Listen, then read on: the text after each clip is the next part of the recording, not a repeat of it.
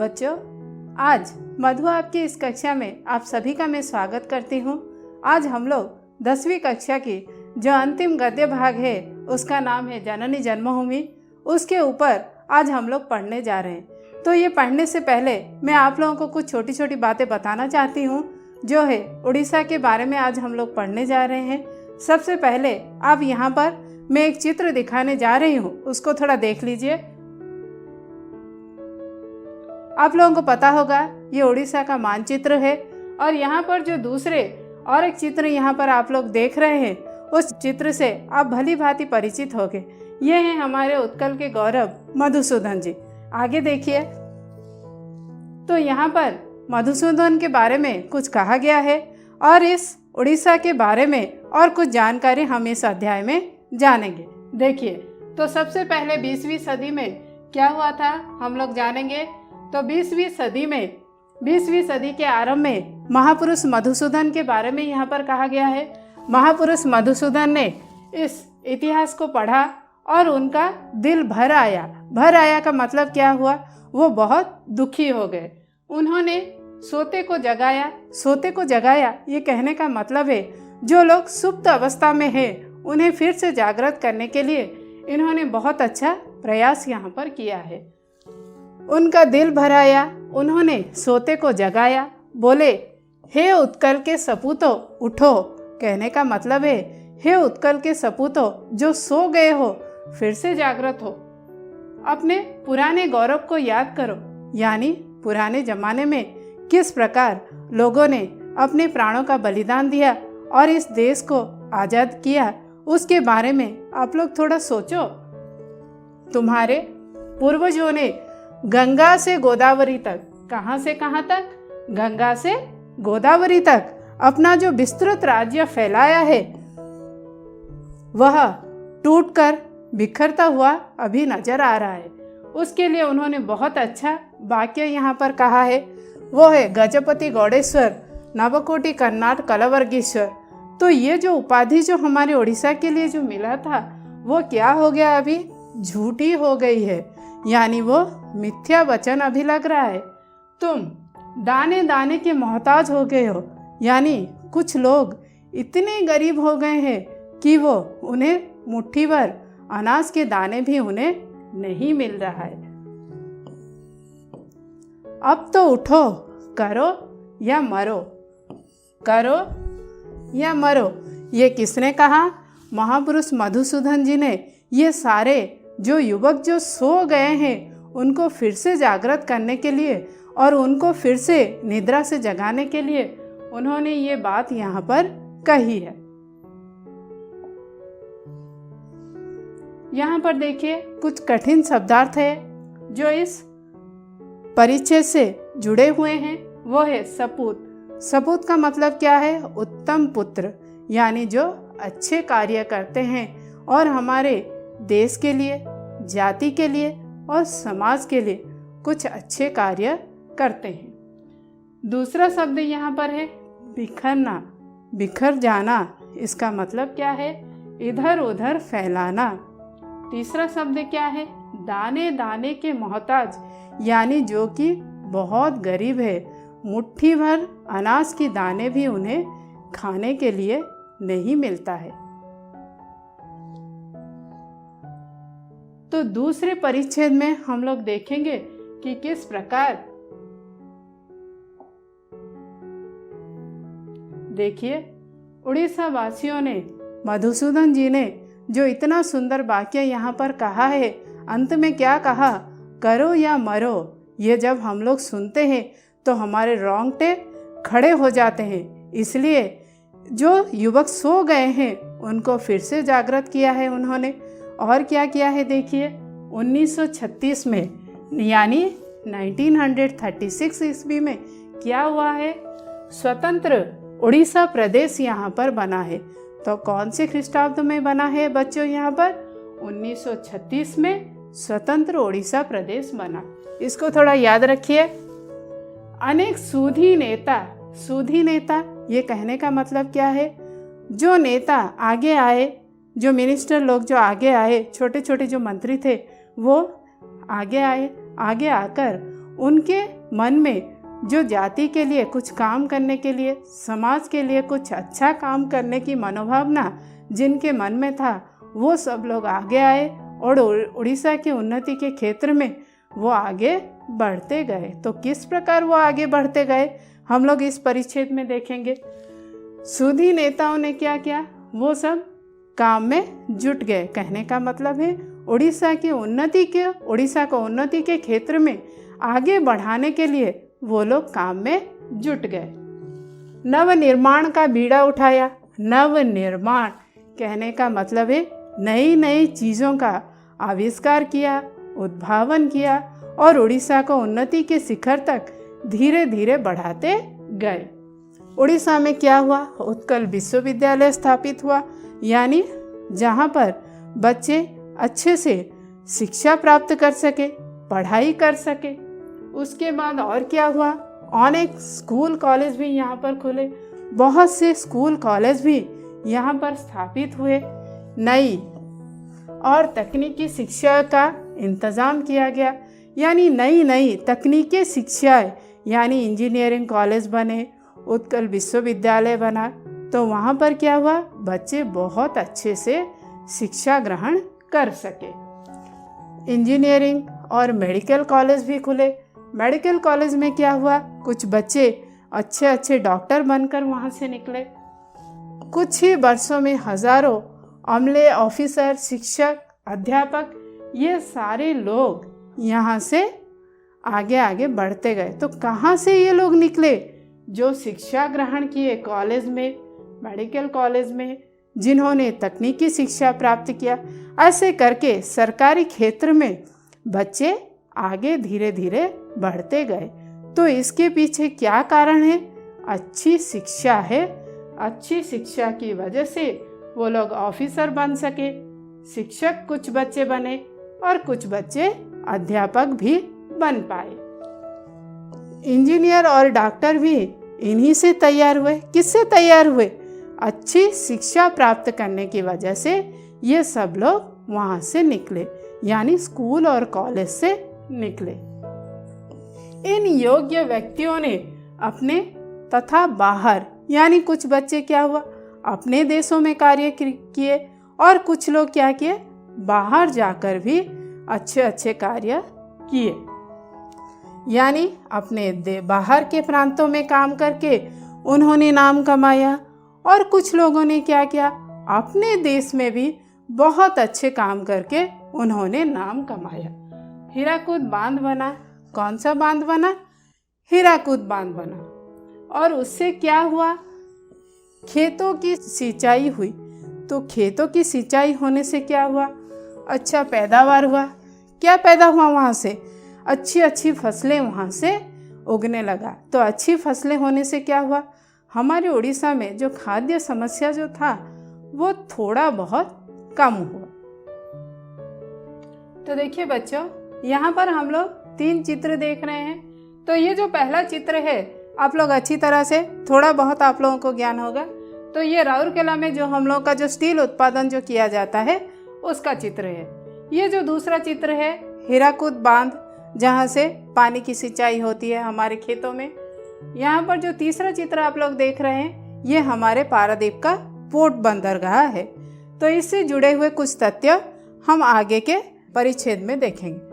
तो यहाँ पर देखिए बच्चों, राउरकेला से लोहे का उत्पादन। तो राउरकेला से हम लोग जो पहले जो यहाँ पर जो चित्र देखे उसके हिसाब से देखिए, राउरकेला में क्या उत्पादन यहाँ पर हो रहा है, लोहे का उत्पादन। हम लोग इससे पहले के चित्र में देखा सुनाबेड़ा में हवाई जहाज बनने लगे।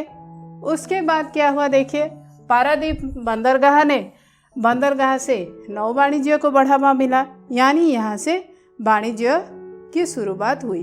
तो पारादीप कहने का मतलब है जल स्तर में भी हम लोगों का वाणिज्य उड़ीसा में धीरे धीरे शुरू होने लगा।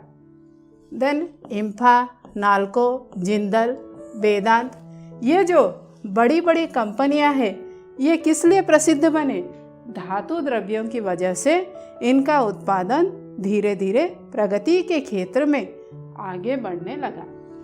चांदीपुर और बड़माल, ये किस लिए प्रसिद्ध है, आधुनिक रक्षा सामग्री यहाँ पर बहुत सारे बनने लगे और ये दूसरे देशों में भेजे गए, जिससे क्या हुआ, आर्थिक क्षेत्र में उड़ीसा धीरे धीरे प्रगति के क्षेत्र में बढ़ने लगा। तो आजकल उड़ीसा में ये सारी चीज़ें हम लोगों ने जो ऊपर यहाँ पर देखा, ये सारी चीज़ें हम लोग को कहाँ पर आज मिल रहा है, उड़ीसा में हम लोगों को मिल रहा है। सबसे पहले क्या है, राउरकेला में लोहे का उत्पादन होने लगा। उसके बाद सुनेवाड़ा में हवाई जहाज़ यहाँ पर बनने लगे। पारादीप बंदरगाह से नौ वाणिज्य को बढ़ावा मिला। उसके बाद इम्फा, नाल्को, जिंदल, वेदांत, इन सारे बड़े बड़े कंपनियों में ढेर सारे धातु द्रव्य बनने लगे, जो कि उड़ीसा को प्रगति के क्षेत्र में धीरे धीरे इतना आगे बढ़ा के ले गया। चांदीपुर और बड़माल ये किस लिए प्रसिद्ध माने गए, रक्षा सामग्री यहाँ पर अच्छी तरह से बनने लगे और दूसरे देशों को ये भेजे गए। उड़ीसा इस तरह से धीरे धीरे यहाँ पर आधुनिक सुख सुविधाएं धीरे धीरे बढ़ने लगा और लोग भी यहाँ पर रहने लगे। यहाँ पर देखिए कुछ कठिन शब्दार्थ इस परिच्छेद से जुड़े हुए हैं। देखिए सबसे पहले पुकार। पुकार का मतलब क्या है, आप लोग अगर घर से बाहर जाते हो तो आपके माता पिता क्या करते हैं, कुछ काम होगा तो आपको नाम लेकर पुकारते हैं, वही है पुकारना। देन सूदी।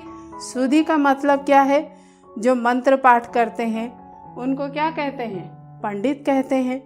तो पंडित को हम लोग समाज में क्या मानते हैं, बुद्धिमान के कैटेगरी में उन्हें रखते हैं। तकनीकी यानी प्रौद्योगिकी।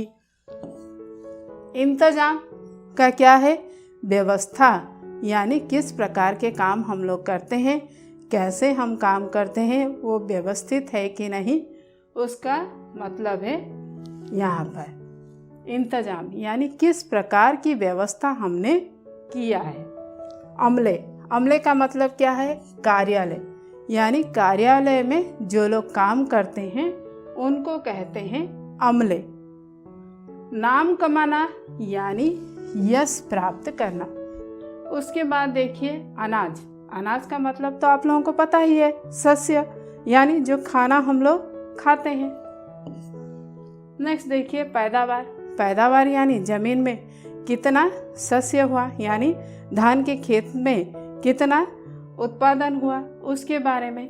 खेतों में जो सस्य जो उत्पादन होता है। बढ़ावा। बढ़ावा का मतलब क्या है, वृद्धि।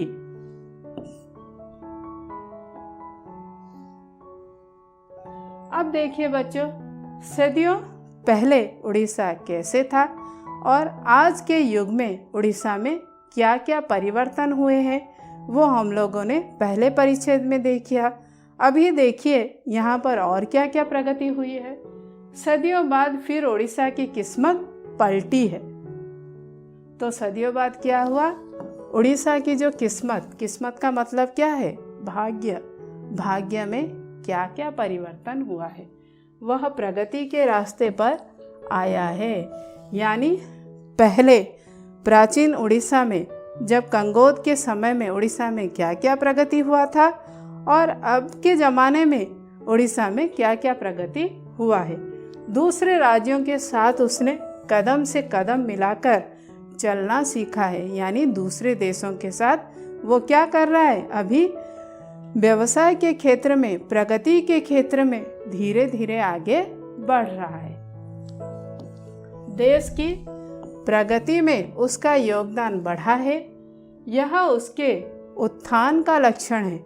यानी दूसरे देशों के साथ वो जो वाणिज्य व्यवसाय कर रहा है उसको हम क्या कहेंगे, उसका जो उत्थान का जो मार्ग है वो धीरे धीरे प्रशस्त होता जा रहा है। हम सबको इससे क्या हो रहा है, हम सबको इससे लाभ उठाना चाहिए। नए उद्यम हुए हैं, भागीदार होनी चाहिए, तब उड़ीसा का नया इतिहास यहाँ पर बन सकेगा। नया इतिहास कहने का मतलब है राज्य प्रगति के क्षेत्र में जितना आगे बढ़ेगा उसके इतिहास के पन्ने भी उतने ही सुनहरे अक्षरों में लिखे जाएंगे। परिच्छेद से जुड़े हुए कुछ कठिन शब्दार्थ यहाँ पर देखेंगे। तो सबसे पहले देखिए, मैं आप लोगों को बोली हूँ किस्मत का मतलब क्या है। भाग्य, पलटना यानी उलटना। उलटना का मतलब क्या है? जो इतिहास के जो पन्ने जो पीछे रह गए थे, उन पन्नों को हम क्या करेंगे, फिर से नए तरीके से उनको लिखेंगे, नए तरीके से उसको प्रगति के क्षेत्र में आगे बढ़ाते जाएंगे। उत्थान यानी उन्नति। उन्नति यानी कितनी मात्रा में और कितना आगे हमारा उड़ीसा बढ़ चुका है और किस प्रकार वो धीरे धीरे प्रगति के क्षेत्र में आगे बढ़ता जा रहा है, उन्नति के क्षेत्र में आगे बढ़ता जा रहा है। यहाँ पर हम लोगों ने देखा कि राउरकेला में लोहा उत्पादन हो रहा है, कहाँ पर हवाई जहाज बन रहे हैं, कहीं पर आधुनिक सामग्रियाँ बन रहे हैं, कहीं पर शस्य उत्पादन बहुत अच्छा हो रहा है। ये सारे किससे जुड़े हैं? उन्नति के साथ ये सारी चीज़ें जुड़े हुए हैं। और इसके साथ सबसे महत्वपूर्ण चीज़ क्या है? वो है शिक्षा। उद्यम। उद्यम का मतलब क्या है? प्रचेष्टा। यानी आप लोगों को भी चेष्टा करनी चाहिए कि किस प्रकार उड़ीसा उन्नति के क्षेत्र में और आगे बढ़ता जाए। तो यहाँ पर जो हम लोगों ने जो आज जो पढ़ा कि 20वीं सदी से लेकर आज तक किस प्रकार उड़ीसा कहाँ कहाँ पर क्या क्या अच्छे अच्छे कार्य किए और कहाँ कहाँ पर उसकी प्रगति हुई है, ये सारी चीज़ें जो आज हमने यहाँ पर जननी जन्मभूमि के इस अंतिम अध्याय में जो पढ़ा, उससे जुड़े हुए यहाँ पर कुछ सवाल है।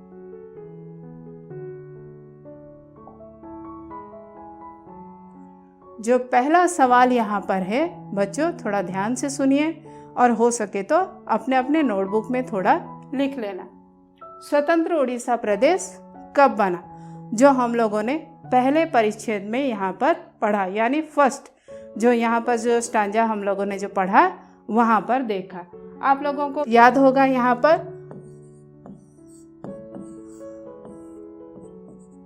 तो स्वतंत्र उड़ीसा प्रदेश कब बना बच्चों? 1936 यानी 1936 ईस्वी में स्वतंत्र उड़ीसा प्रदेश यहाँ पर बना। लोहे का उत्पादन कहाँ होने लगा?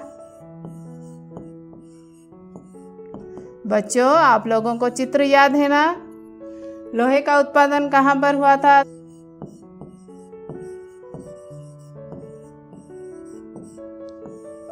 राउरकेला में लोहे का उत्पादन हुआ।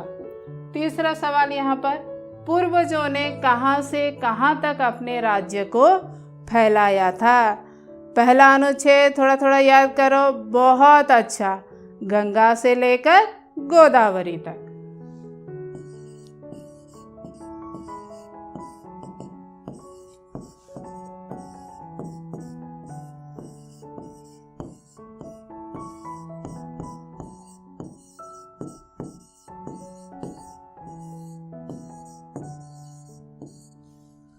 तो बच्चों यहाँ पर हम लोगों ने 3 सवालों का यहाँ पर उत्तर यहाँ पर देखा। अभी दूसरे सवालों का उत्तर देखिए।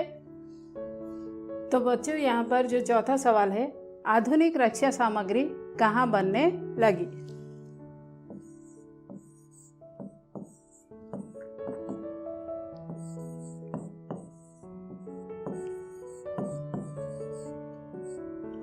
बड़माल और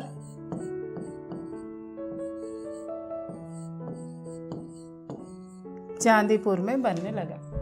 कहाँ पर हवाई जहाज बनने लगा?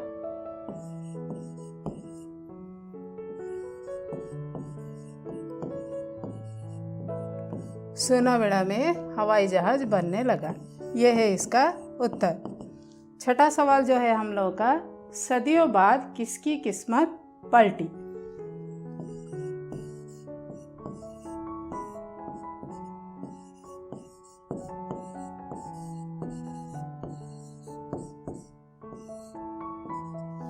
उड़ीसा की किस्मत सदियों बाद पलटी। तो बच्चों, यहाँ पर भाषा ज्ञान से जुड़े हुए कुछ सवाल यहाँ पर हमने लिया है। वो है सबसे पहले पर्यायवाची शब्द। तो पर्यायवाची शब्द में सबसे पहले जो शब्द आया है वह है प्रांत यानी सीमा। किस्मत यानी भाग्य। युद्ध, युद्ध का जो पर्यायवाची शब्द है वो है जंग। प्राण यानी जीवन। पन्ना, पन्ना यानी पृष्ठ। उसके बाद देखिए अमूल्य, अमूल्य यानी जो अनमोल होता है।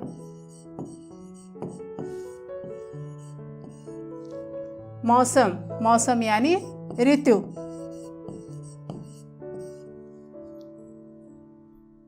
तो बच्चों, भाषा ज्ञान से जुड़ा हुआ यहाँ पर जो दूसरा सवाल है वो है निम्न शब्दों के लिंग बताइए। जो पहला शब्द यहाँ पर है उसका उत्तर मैं बता रही हूँ। संसार पुल्लिंग,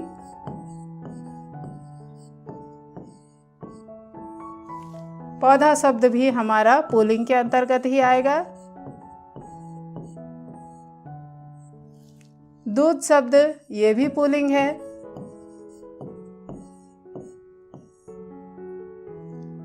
अकाल शब्द भी आपका पुल्लिंग के अंतर्गत ही आएगा। खुशी शब्द जो है वो है स्त्रीलिंग।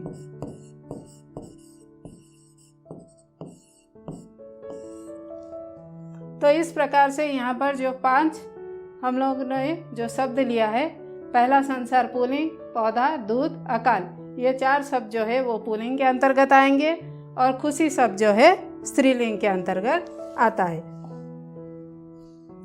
तो बच्चों, आज जो हम लोगों ने उड़ीसा के बारे में यहाँ पर जो पढ़ा, किस प्रकार राउरकेला में लोहे का उत्पादन हो रहा है, हवाई जहाज बन रहे हैं, आधुनिक सामग्रियाँ बन रही है, उसके बाद किस प्रकार यहाँ पर मधुसूदन जी जो कि एक प्रसिद्ध यहाँ पर मनुष्य माने जाते हैं, इंसान माने जाते हैं, उन्होंने किस प्रकार युवकों को सुप्त अवस्था से फिर से जागृत कराने के लिए उन्होंने बहुत सारी चेष्टाएं की है, किस प्रकार स्कूल कॉलेज ये सब स्थापित हुए हैं।